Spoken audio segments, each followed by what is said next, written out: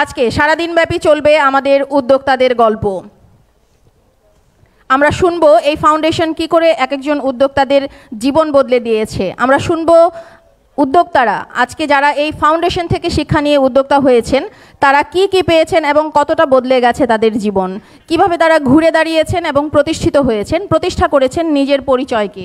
মঞ্চে উপস্থিত হয়েছে রোকসানা খান টাঙ্গাইল, আমাদের নিজের বলার মতো গল্প ফাউন্ডেশন থেকে শিক্ষা নিয়ে যিনি উদ্যোক্তা হিসেবে নিজের পরিচয় তৈরি করেছেন।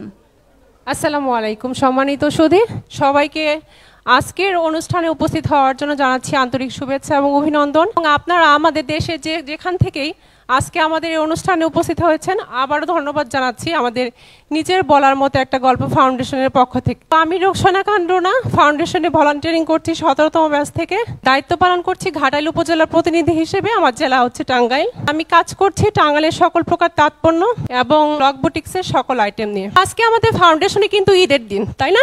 আমরা জানি যে ঈদে আমরা যেরকম আনন্দ পালন করে থাকি, আমাদের নিজের বলার মতো একটা গল্প ফাউন্ডেশনের প্রতিষ্ঠা শিখি এবং উদ্যোক্তা সম্মেলনে কিন্তু আমরা একইভাবে আনন্দ পালন করে থাকি।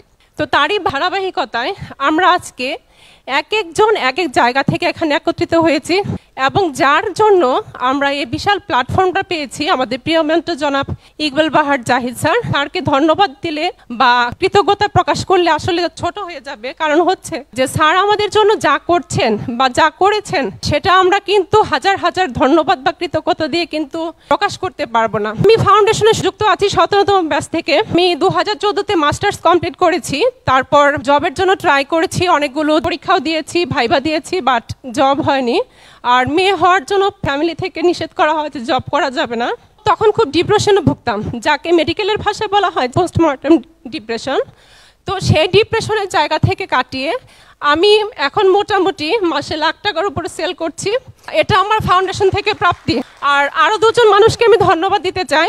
আজকে আমি এখানে দাঁড়িয়ে আছি যার কল্যাণে এবং যার সাপোর্ট বা সহযোগিতা বলতে পারেন। ধন্যবাদ দিচ্ছি আমাদের অদম্য টাঙ্গাইল টিমের সম্মানিত মডারেটর খন্দকার ইশতিয়াক আহমেদ সজীব ভাইয়াকে, এবং ধন্যবাদ দিচ্ছি আমাদের অদম্য টাঙ্গাইল টিমের সম্মানিত কোর ভলান্টিয়ার ইবনে সাম রানা ভাইয়াকে, যাদের অক্লান্ত পরিশ্রমের কারণে আমাদের টাঙ্গাইল টিম এত দূর পর্যন্ত আসতে পেরেছে। আর আমি নিজেকে গর্বিত ফিল করি, আমি টাঙ্গাইলের মেয়ে এবং আমি এই নিজের বলার মতো একটা গল্প ফাউন্ডেশনের মাধ্যমে আমার নিজের একটা পরিচয় তৈরি করতে পেরেছি এবং আরও কিছু মানুষকে কাজের সুযোগ করে দিতে পেরেছি, যাদের কর্মসংস্থানের সুযোগ হয়েছে আমার আর্কেড বুটিক্সের মাধ্যমে। সবাই আপনারা আমার জন্য দোয়া করবেন।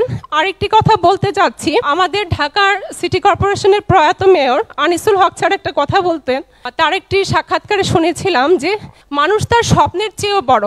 আসলে আমরা স্বপ্ন দেখতে জানি, কিন্তু স্বপ্নটাকে কিভাবে বাস্তবায়ন করতে হবে এটা জানি না, আমরা লেগে থাকতে পারি না। কিন্তু আমি আপনাকে চ্যালেঞ্জ দিয়ে বলতে পারি যে আপনারা যদি আমাদের ফাউন্ডেশনে লেগে থাকেন, আমি বিশ্বাস করি মনে প্রাণে যে আপনারা আপনাদের স্বপ্নকে পূরণ করতে পারবেন, আপনাদের স্বপ্নের চাইতে আপনারা অনেক বড় হতে পারবেন। প্রিয় মেন্টর আমাদেরকে যে শিক্ষাগুলো দিচ্ছেন, আপনারা যদি এই 17টা স্কিলস শিখেন, যতগুলো ভিডিও কন্টেন্ট দেওয়া হচ্ছে এগুলো যদি আপনারা নিয়মিত দেখেন, আমি মনে প্রাণে বিশ্বাস করি আপনার পরিবর্তনটা আপনি নিজেকে করতে পারবেন। একটি কথা সেটা হচ্ছে যে নিজের প্রতিযোগী নিজেকেই ভাবতে হবে। আপনি যদি অন্য কাউকে প্রতিযোগী ভাবেন তাহলে কিন্তু বেশি দূর পর্যন্ত এগোতে পারবেন না। কিন্তু যদি ভাবেন যে আমি আজকে আমি 50,000 টাকা সেল করেছি, নেক্সট মান্থ আমি 60,000 করব, এই ধারণাটা যদি আপনার মধ্যে থাকে, নিজের সাথে যদি নিজের প্রতিযোগিতা করতে পারেন, তাহলেই কিন্তু আপনি এগিয়ে যেতে পারবেন।